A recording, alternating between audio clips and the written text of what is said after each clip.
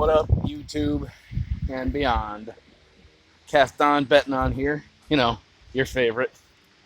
I'm over at the beach. Just, wait, I can't flip with the camera while I'm recording. That's why the other one came out so bad. That's right. Probably can't even see nothing. But this is a totally different part of the beach.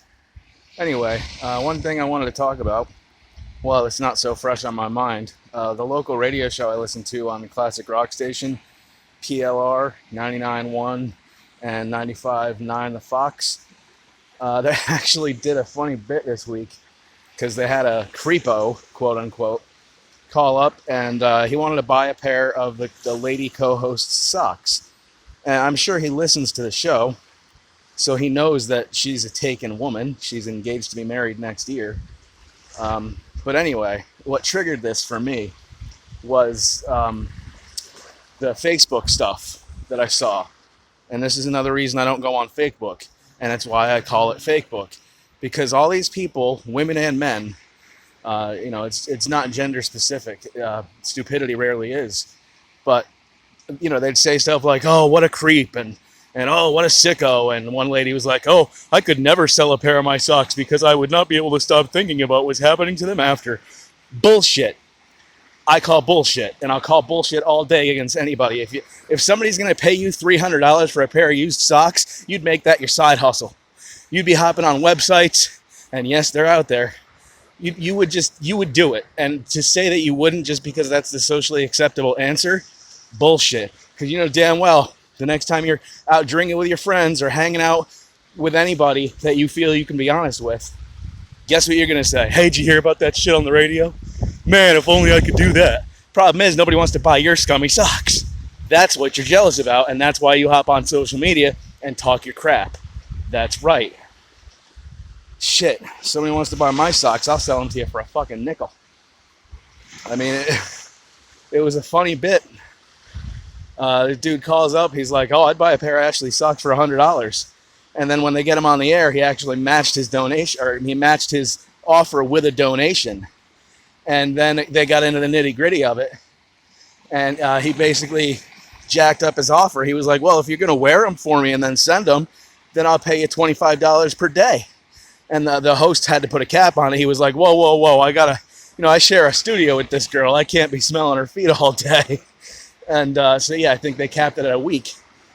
But either way, you're going to, as the person selling the item, you're going to make at least, I forget the number they said, $275 or whatever, up near $300 for a pair of old socks that you're eventually going to get rid of anyway. And then on top of that, you get the $100 donation for the toy drive that they run in December. I mean, it's win. So why wouldn't somebody do that unless they don't know all the details? I mean, I'd sell my vape for $100 right now if somebody was also going to donate $100 to the charity of my choice. What fool wouldn't? You have $100 to replace the item that you sold, and the charity's getting $100 too. I'm failing to see why somebody would hop online and talk any kind of shit about that. Oh, right. Idiocy. Right. I always forget that part. Look at that. I don't know. Well, there's kind of lights. It's really hard to aim a camera and look at what you're aiming at. Really hard.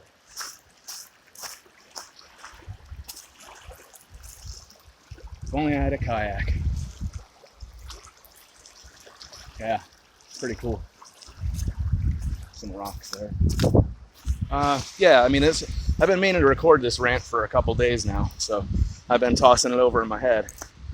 And, this is what we're getting.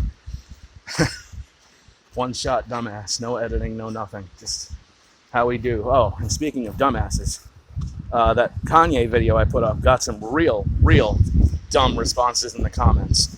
So I turned the comments off, or at least I put them on approval, because, I mean, I don't care who watches my stuff, and I also don't care about who comments on them, except when people write the comments like they know who I am or how I think based on that one video they saw.